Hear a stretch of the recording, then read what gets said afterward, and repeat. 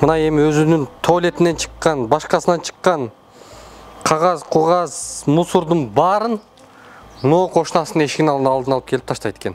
Бул Гүлчакыракандын мусору бирөөнүн үйүндө турбашы керек. Бул өзүнүн короосунда болушу керек. Мына эшикти куттап жаап алды. Мына босогосуна коюп коелу. Вот мы сейчас вот здесь говорим, да, она съест нас, вы знаете. Мынакей урматтуу көрөрмандар, урматтуу укук коргоо органдары. Эмне муну унчалык кутуртуп атасыңар? Таң калып атабыз биз. Мына кошуналарынын зааралап турганын кантип түшүнөбүз? Биз укуктук мамлекетте жашайбыз. Ай, Гүлчакыр ажы. Я. Kızlardı urdu, söktü, nechchi jol bordi, bizga tinchlik yo'q. Biz kimga yordam so'rashimiz kerak? Meni qizil kiynigan bo'lsa, el yurt, o'z uyimga o'zim qantib ele sig'may jatam. Borsang dedim, chopib tashlayman dedim. Shab shu gapni aytdim. Hozir endi gapirmayapman, gaplarim uncha yaxshi emas. Men insilib qolib, yaxshi gapirmayapman, bo'lsa bunga rosa gapim ko'p. Nohaqdan nechtasini uyini qashad, o'zini osganlarni eshitdim, uyga o't qo'yib ketganlarni eshitdim. Faqat shu orqali bergan pulni tanaman. Men manda qiziga ham berib ketganmiz pul. Mana shu bitta nevam bilan kelib. Lekin hech ham tanamadi. Hech ham pullarimni tanamadi. Sot prosedurani buzmag'ingiz? Sot biz birinchi jol sotga qatnashib atgan yo'qmiz. Mizamda huquqimizni foydalanib o'tamiz. To'g'ri qo'ygan Никаких комментариев. Никаких комментариев. Что, комментарий? Байке. Бұл қылмыштарға не деп жооп бересиз, Байке? Мамлекетибизде алдыга жылсын, өнүксүн дей турган болсок, эң биринчи кезекте ушул сот системасы бизде адилеттүү болушу керек.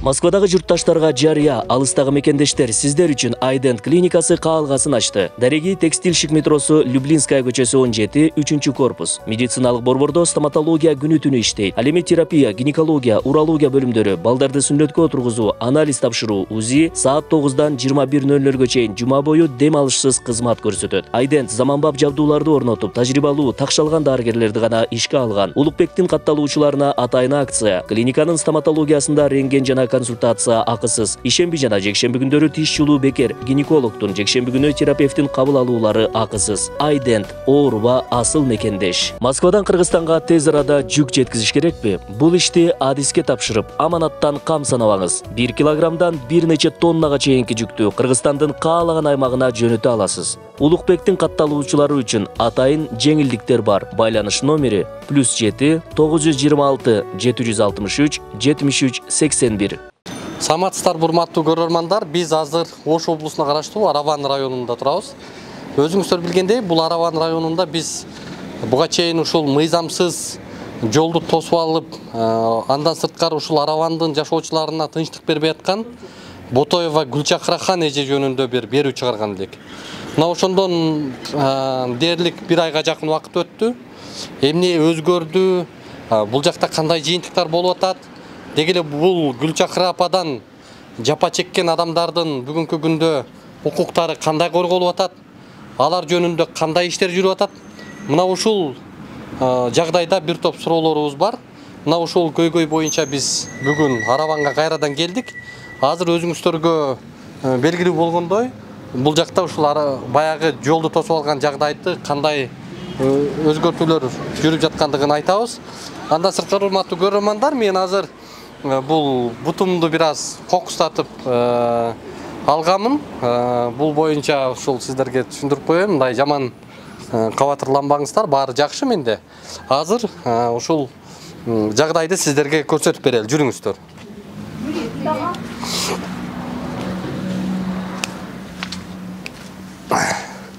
Мына баягыда өзүңүздөр көргөндө бул жерди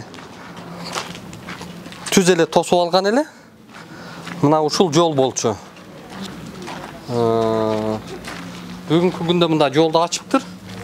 Бирок мондай киши бул жакка өтөт да, жашайт да. Бул жакта кошуналары бар, башка бар, адамдар жашайт. Бу жакта монтип үстүндөгү крышасын жапкан темир менен коюп коюптур.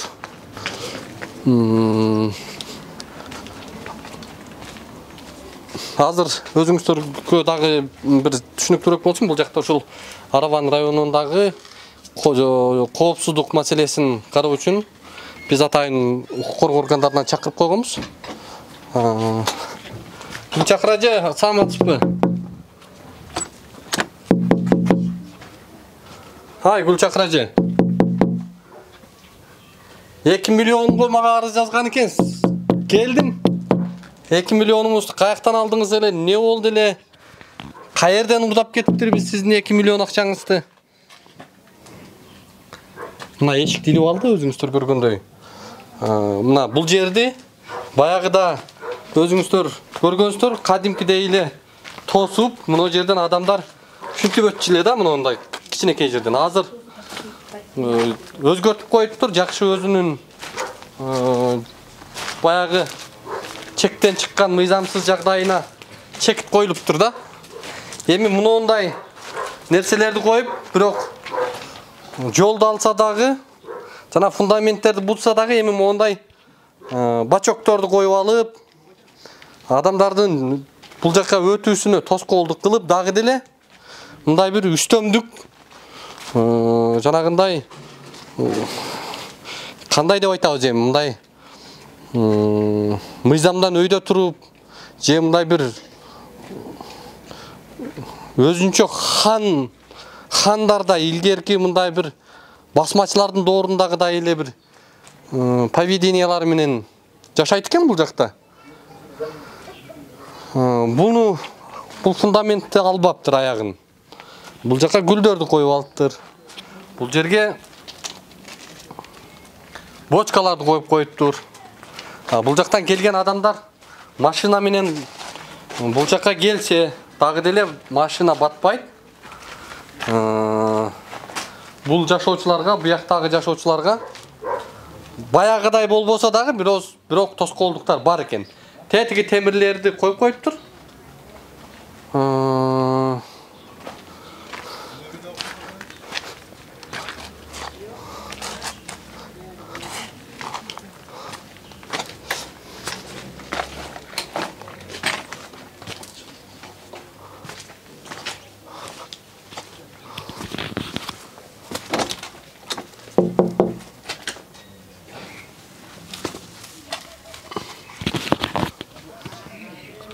Ай, Гүлчакыр ажы. Я. Кандай дейсиз? Ай, Гүлчакыр ажы.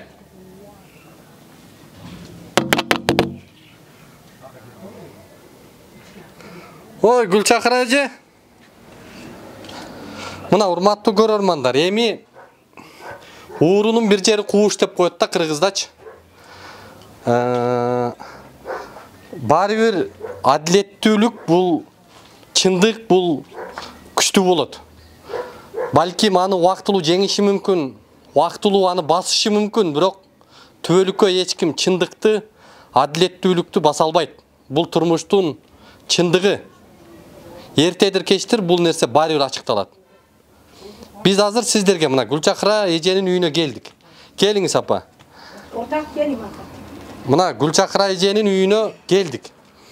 Эмне үчүн келдик? Дагы бир жагдайлар бар. Бул бир эле ушул жолду эле тосуп, шу жерде эле бир өз билемдик кылып атат деп ойлошуңуздар мүмкүн. Андан сырткары мына бул Гүлчакыр деген эжеден жапа чеккен, акыры ушу ден соолугунан ажырап калгандай эжелер бар экен бул жактачы. Азыр эми буга чейин көргөзгөнбүз. Эже, бул эже аты жөнүңүз кандай эле? Жолдашева Санатхан. Урматтуу көрөрмандар, бул Санатхан эже баягыда бизге кайрылган. Мына кызыл китеби турат. Тийиштүү документтерин баарысы мыйзамдуу экендиги тастыкталып турат. Муну Араван райондук соту дагы тастыктап бериптир. Соттошуп. Анан эми азыр жана каттар келиптир. Бул эжени ушул убагында эженин сиздин кимиңиз алып атат ошондо булардан акча? Bizi avamı kızı algan akşamı. Tuğanı algan eкен. Ketken. O kız ölüp ketdi. Köz ötüp kettir. Bирок мурастагы ошол эженин үй мүлкү баары бул эжеге таандык экен да. Мына бул жакта повестка келип атат. Қалмаматов Г. Представитель дейт. Сот атқарушылардан үйді бошотып, Гүлчақыра эжеге бериши керек екен. Мына ушуну 3 кат келиптир, ошол повестка бериптир, чыгып кеткиле үйдөн деп. Эми окуя кандай болгон? Өзүнөн азыр бетме-бет сурайлы. Кайсы акчага алдың эле сен ал үйдү? Не кылдың эле деп. Жанагындай бет тырмачылык кылганбы? Ушундай бир мандемдер бар да. Эми азыр айтып бериңиз. Мына Гүлчакыр эженин үйүндө турабыз. Бул эже эшигин жаап качып кетти. Мен ашы Yoldaşova Sanatxon, maşı Artikova Maharamxon, avamı kızı bizi eşikte koşunu qatarı oturgan. O'sha kezda bu Botayeva Gulchehradan 10 ming olgan ekan. 10 ming olib aqchasini bergan. Bir kuni uydan erchitib chiqib ketib, aşı Maharam ejani rosta urib, 10 mingni 100 ming deb qo'l qo'ydirib olgan. Qo'l qo'ydirib u to'g'ralik kesilgan, 1 yilga kesilib, davlatga pul to'lab ochiqda yurgan. U kezda bu qizni baldari kichkina bo'lgan. Ballari kichkina bo'lgan. Endi katta bo'lib qoldi baldari. U ejani o'lganiga 8 yil bo'ldi. U ejaga tegishli uy bo'lmasa-da bizni tinchitmay jatadi. Kunda borib eshigimizga uy sotiladi deb yozib, Gulchaqira eje boshqa odamga bergan. Meni merosxo'r uyimni ham tinchitmayapti, ha? U eja 10 ming so'm bergan. 10 ming olib, keyin urib 100 ming qilib olgan. U to'g'ralik kesilib 1 yil qamoqda yotgan, ochiqda kesib yurgan, ochiqda pul to'lab. U shundan keyin bular bir-biriga qarshi bo'lib qolib, endi u eja o'lganiga 8 yil bo'ldi. 8 yil bo'lsa-da bizni tinchitmay jatadi. Baldari bu yerda yo'q. Meni eshigimga borib, divolimga uy sotiladi deb yozadi. Mana kun ora uydan bo'shatkilar deb sotdan qog'oz jo'natib jatadi. Emna qilaman? U ejani o'lib ketgan bo'lsa, emnaga delasi jopilmaydi. Borib qizlarni urdi, so'kdi. Necha yo'l bordi, bizga tinchlik yo'q. Biz kimga yordam so'rashimiz kerak? Meni qizil kiyingan bo'lsa, el yurt o'z uyimga o'zim qantib ele sig'may jatam. O'z uyimga o'zim sig'mayimmi? 1% olgan odam o'lib ketgan bo'lsa, u ejamiz bo'lsa, tug'anim bo'lsa, unga uchun men qanday javob beraman? Sotlar emne uchun meni chaqirmasdan unga chechim chiqarib beraverar. Qayra. Ko'rarmanlar. Men hozir sizning dokumentleringizni ko'rib tanishib chiqdim. Buga чейин Араван райондук сотунан эже уткан, эже соттон далилдеп, жердин үйдүн ээси бул эже экендигин аныктап сот чечимин чыгарып берген. Бирок муну кийин облустук сот, шаардык сот оштун бүт тескерисинен кылып, ошол бул эжеге каршы жанагы жогорудагы чечимдердин баарын жокко чыгарып койгон да.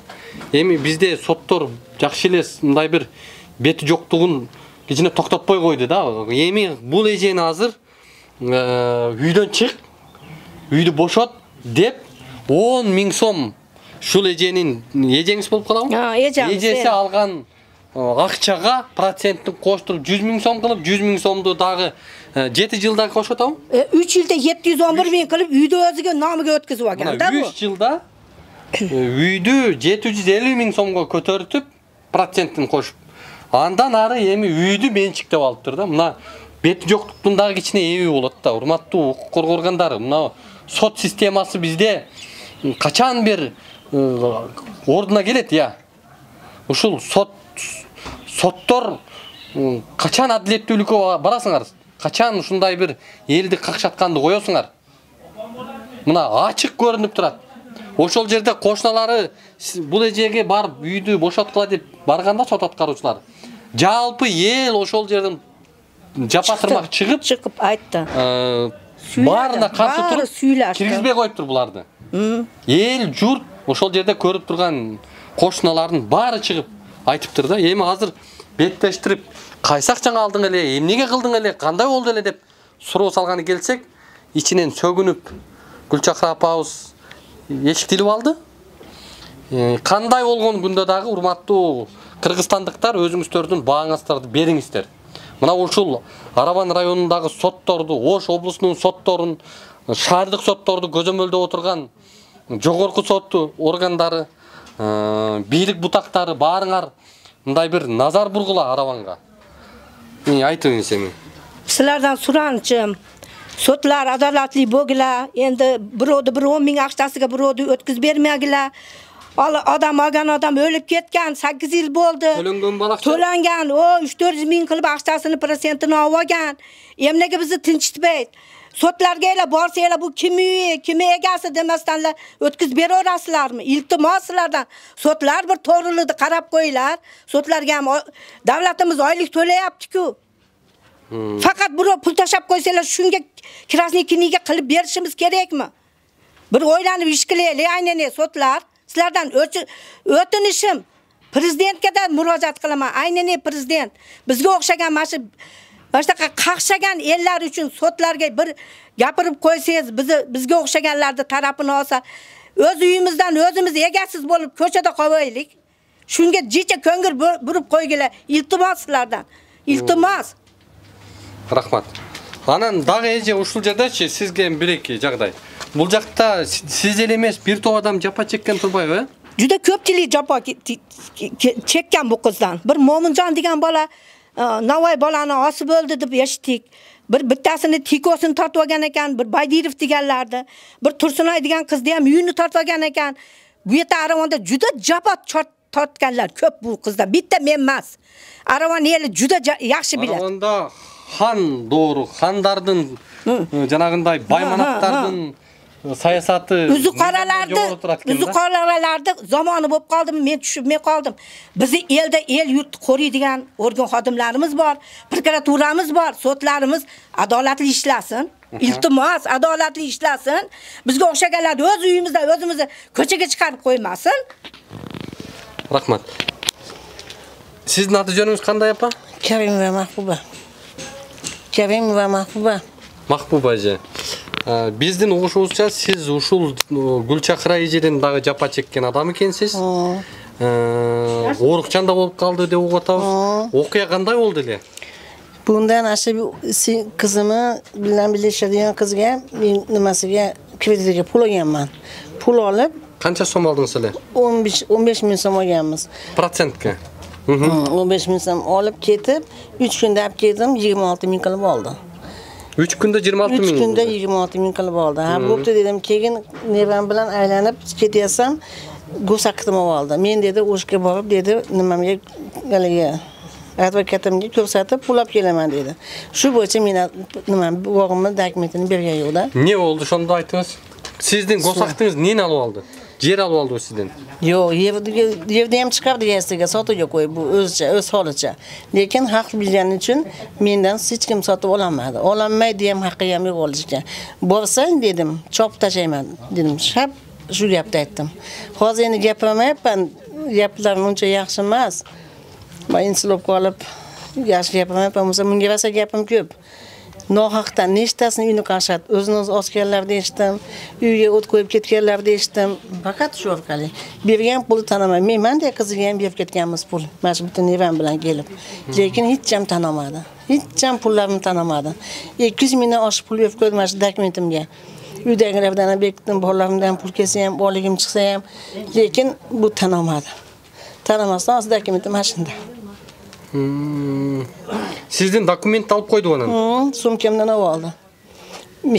Neyle al? Ne? Men dedi yok. Labisa Barisovna degan advokatimdan mendan. Tushundim. Sizden neni alıp koydu al? Dokument neyle al? Go'saqtim deyapman-ku. Ne? Qayerdan go'saq? Bog'imi. Baqcha jerdingiz alıp koydu. Qancha sotigili? 46 soting, 46 soting, 54 soting mana shunaqa. 54 sotik jerinizdan go'saq. Go'saqtimni olgan. Hozir shuna turibdi. Berbey, berelek. Bergan yo'q. Men ashuncha pul to'lab qo'ydim bu qizga. Lekin tanigan yo'q. Rosa berdim pulni. Bolaman berib ketdi kelib xo'jayinim bilan, lekin tanigan yo'q. Mana hurmatli ko'rarmanlar, hurmatli uşul Aravandagi Somkamdan olgan.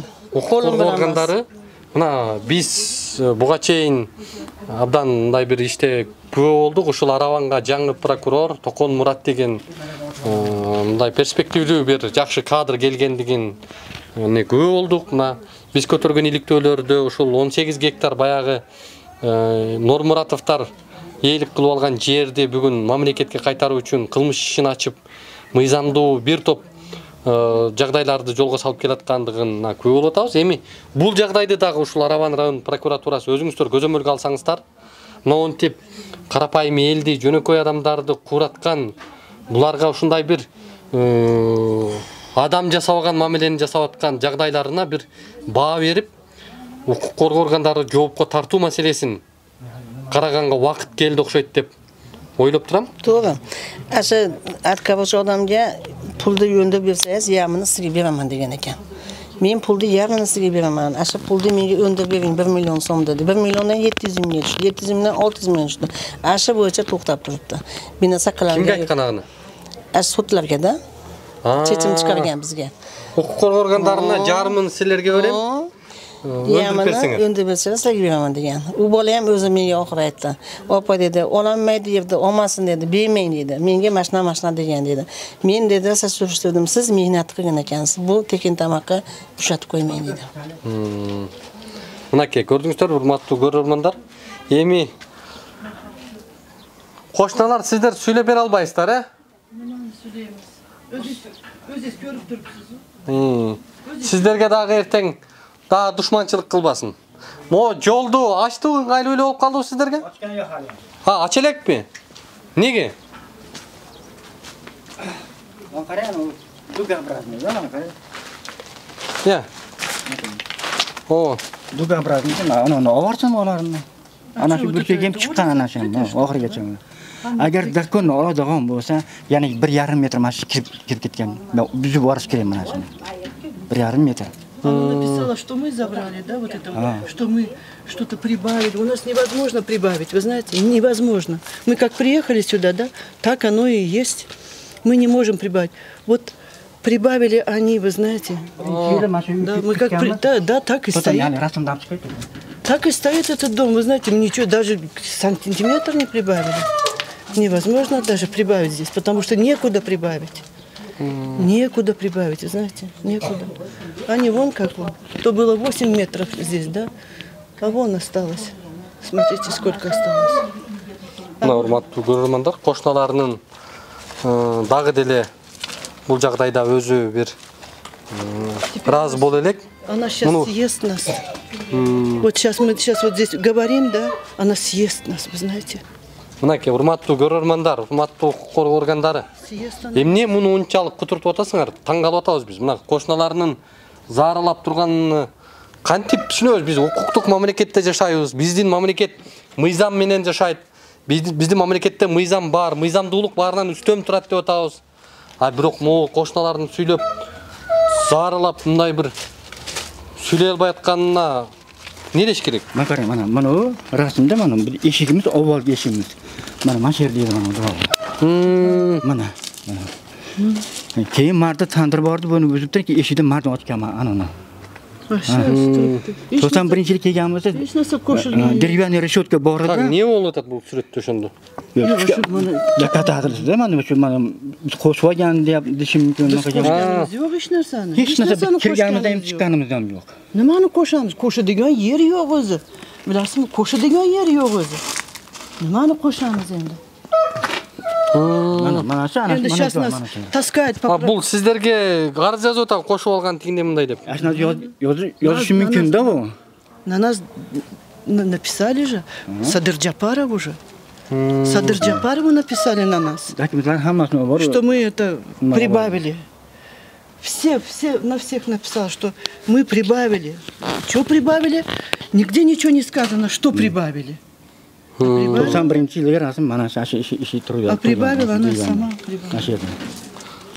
Муну эми не кылыш керек? Урматтуу Араван районунун акими, урматтуу айыл өкмөтү, сиздер не кыласыздар? Мына жолду ачыптыр эми. Жолду ачкандан кийин бунун дүйнөсү, оокаттары кайра эле ошол фундамент кандай турса ошондой эле тосуп алыптыр бул жолду. Эмне кыласыздар? Мына темирлерди коюп коюптур. Бул мусор кимдики? Машиники. Мына урматтуу көрөрмандар, дагы бир жагдай мына. Бул мусорду бирөөнүн коросуна алып келип, бирөөнүн эшигине мусор коюп атат деген бул не деген акмакчылык да? Мына Гүлчакрахан монтип мусорун бул үйдүн коросунун астына монтип коюп коет экен. Мына бизде Аравандагы укуктун, мыйзамдын үстөмдүгүнө күбө болуп атасыздар. Көрдүңүздөрбү? Кандай гана адамдар бар.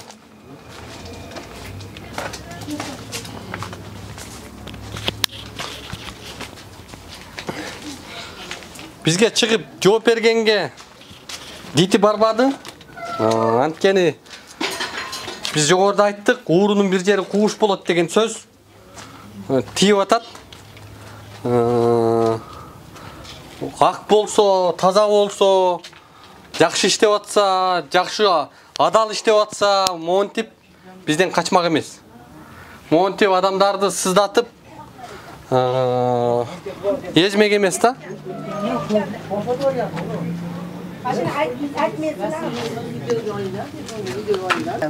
Не, сиздин балдарыңызды бул жактан таш менен уруп өткөзбөйбү жолдон? Жок, анау бинакасы жүрүшмөн деп берет да. Бинакасы жүрүшмөн дейди. Жолдон өтпө? Өтмөдү. Нарада Бул жерде баспа деп атабы, Машинадан тойбен экем, эшик ачып койгам аш таманына. Нар жагынан сиз жол ачып алгансызбы? Ачып койгам, машинадан көрмөйм, күймөйм. Мынакей урматтуу көрөрмандар. Бул жерден өткөзбөй, жанагындай бир жиндилик салгандан кийин бунун нар жагынан жол ачып атайын ошо жактан каттап калышыптыр да.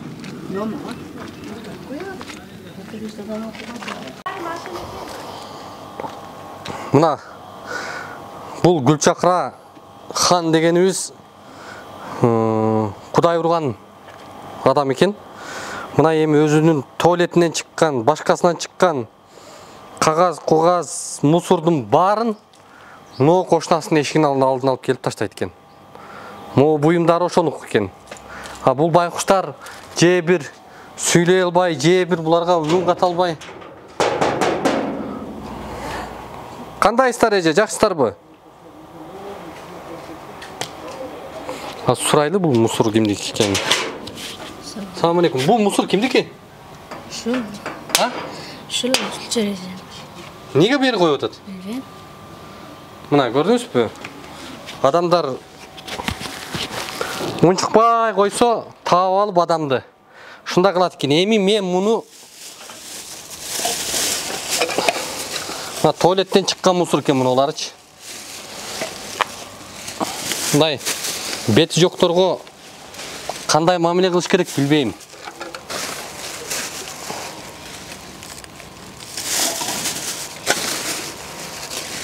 Мына Гүлчакрахандын мусор экен бул.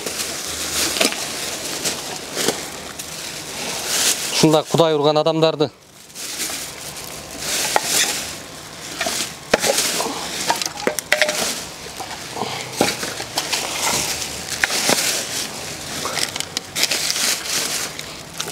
жоош экен, кошуналары дагы мындай. Байкуш унчукпайт экен буга.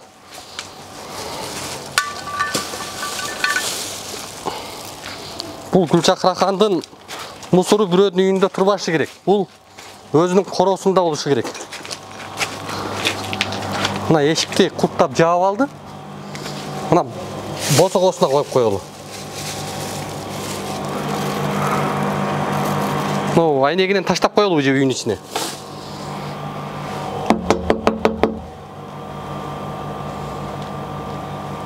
Ай эже.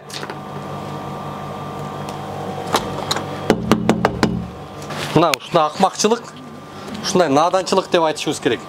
Кошунада адамын таап алып ушундай хан болот экен да мунучу.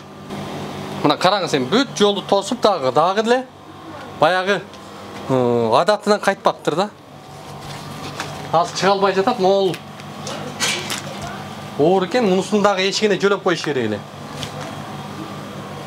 Мына урматтуу прокурорлор, урматтуу ички иштер кызматы, бир ушул Гүлчакраханга алыңар жетпей атабы? Кандай, эмне үчүн ушундай эле бул кутуруп атат бул Араванда? Ким бул? Kirli yuvada Solihon'da üyüge dökedi. Kirдин суусунбу? Она телефоны да бар. Саляханды. Сейчас ее нету, я сейчас позвала, она отырышкан бір жаққа кетіпті. Айқын болды. Еме дағы екен да, жаңағындай. Издевается она, как хочет она издевается. Как хочет. Канализацияда қылып қойып тұр да сіздер, да, қошналарды. Өзінен шыққан отходтарды таштап, керінен сусын төгеткен үйлеріне. Помойларды төкеді. Помойларды төгетті өтатыны.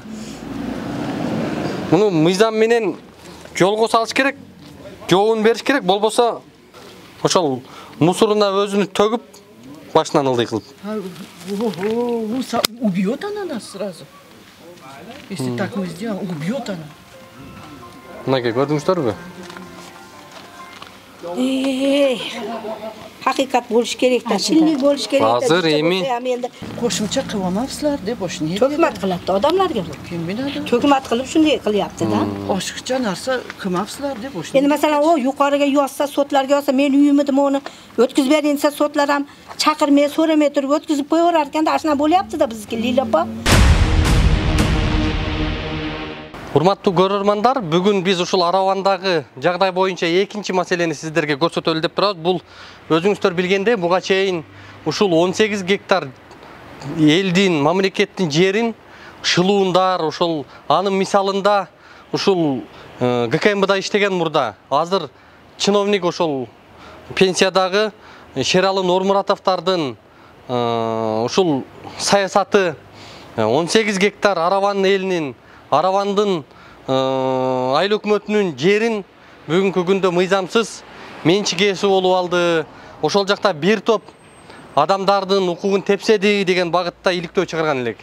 Ошонун жыйынтыгы менен мына Аравандын прокуратурасы жаңы келген прокурор Токон Мурат деген кызматкер дал ушул жагдайда маселени ачты, кылмыш иши бар экендигин аныктады. Бүгүнкү күндө бул жагдайда сотко Оштун административдик сотуна ишти жеткизди. Биз азыр сот процесси башталган атат. Ошол процесске катышып, ичинде кандай жагдайлар болот, эмне болот, кайсы сот карайт муну, кандай жыйынтыктарды чыгарат, мына ушул нерсени чагылдырып сиздерге айтып беребиз. Жүрүңүздөр. Журналист болот.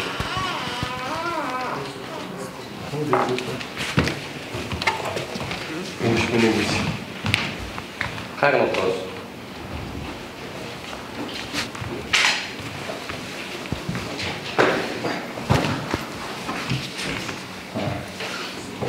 Biz atımız Ulukbek, familiyamız atımız... Ruhsatı жоқ, сот залында фото, видео жүргізгімі...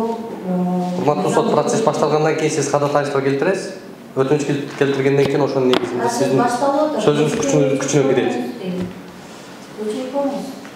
Siz prosesni başladınız. Biz prosesni başlatıyoruz. Siz topluluk жаратасыз bu жерде. Sot prosedurаны bozmağız. Sot biz birinci жолу сотко катышып аткан жокпуз. Мыйзамдуу укугубузду пайдаланып атабыз.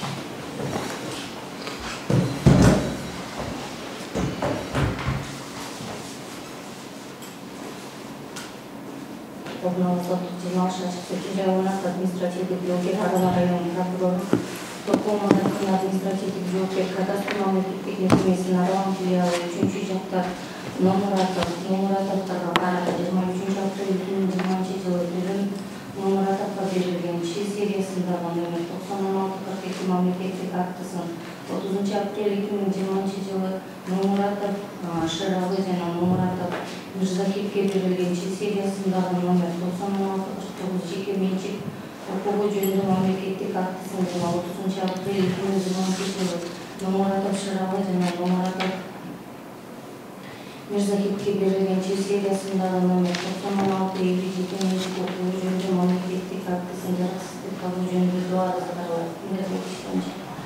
Сот журналистин административдик жоопкери Араван район прокуратурасынын өкүлү Разакова Ангелина Мазакбаевна жоопкер кадастр мамлекеттик мекемесинин Араван филиалынын өкүлү Абдуллаев Санжарбек, 3-жак номуратор төрагасынын ишемдүү өкүлү Матраимов Назимбек Кудалиевич. Сөз жыйналыштын баардык катышуучулары. Турсаңыз. Өтүнүчүңүз болобу, иш боюнча кимсиз өзүңүздүн аштырып кетиңиз. Урматтуу сот, менин аты жөнүм Улукбек, фамилиям Карыбек уулу. Биз бул иш боюнча иликтөө жүргүзүп, ушул 18 гектар жер боюнча аравандар 2 жолу иликтөө чыгып, ал жакта бир топ мыйзам бузган жагдайларды коомчулукка ачыкка чыгарганбыз. Мына ушундан улам азыр биз азыр айтып аламын аягына чейин. Мына ушул жагдайдан улам биз бул иштин аягына чейин баардык чагылдыруу иштерин журналисттин профессионалдуу ишмердүүлүгү жөнүндө баш мыйзамда так көрсөтүлгөн укугубузду пайдаланып, биз азыр сизден сот ачык болгондугуна байланыштуу медиа запись кылууга, фото, видео жаздырууга, аудио жүргүзүүгө өтүнүч беребиз. Урматтуу тарап, сот отуруму ачык, бирок мыйзамда көрсөтүлгөн тартипте сот отурумунун катышуучулары болуп, тараптар болот, алар доогер жана жоопкер, ошондой эле 3-жактар. Ал эми сиз иш боюнча көрүүчү болуп саналасыз. Журналист болсоңуз, иликтөөңүздү жүргүзөңүз, бирок бул иш боюнча сиз көрүүчү болуп саналасыз. Ошол себептен сиз өтүнүч келтиргенде укугуңуз жок, видео, фото съемкаларыңызды токтотуп коюңуздар, биз ишти баштайбыз. Кандай кыласыз? Уруксат бербейсизби? Уруксат бербейм. Сиз иш боюнча ачык сот отуруму болгонго байланыштуу көрүүчү болуп саналасыз. Ошол себептен өчүрүп койсоңуздар. Туура койгон. Никаких комментариев. Никаких комментариев.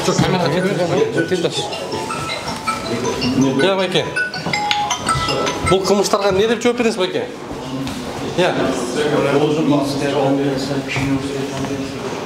Шерали байке.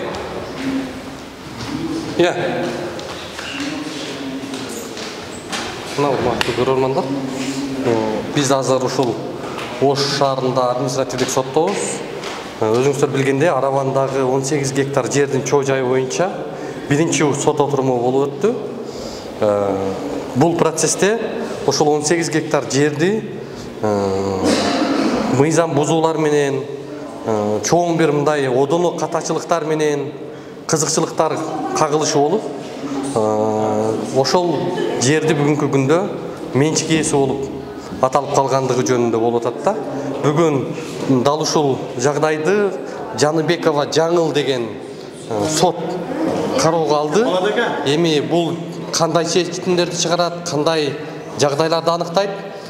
Бул окуяда соттор адилеттүүлүгүн, калыстыгын көрсөтөбү. Мына ушул жагдайларды дагы биз сиздерге кийинки чыгарылыштарда көрсөтүп беребиз.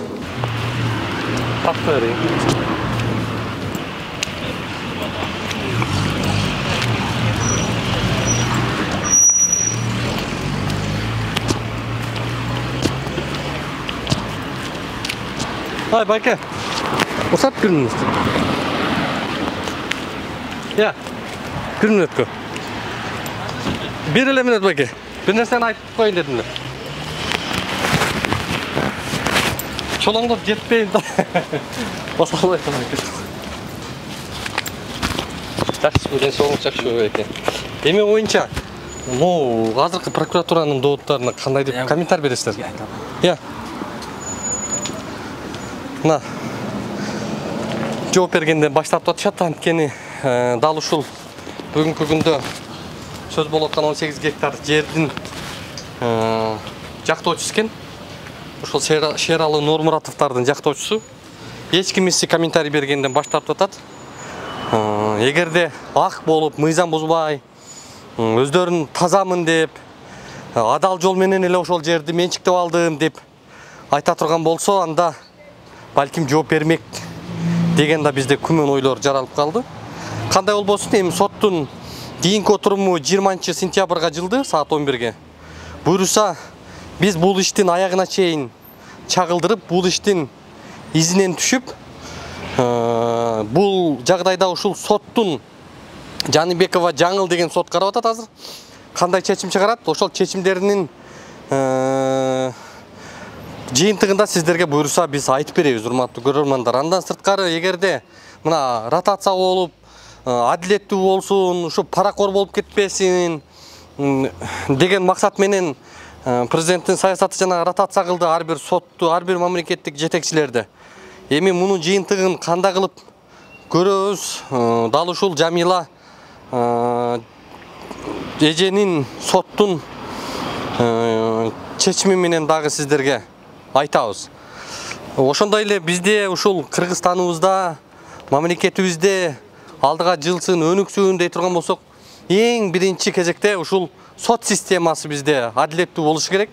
Сот системасы бизде ушундай бир калыстыкты как жарган адилеттүү чечимдерди чыгарып турган болсо, ушул бийликке болгон, мамлекетке болгон ушул жарандардын ишеними алда канча дагы артып, алда канча алдыга жылмакпыз да. Ушундай урматтуу көрөрмандар.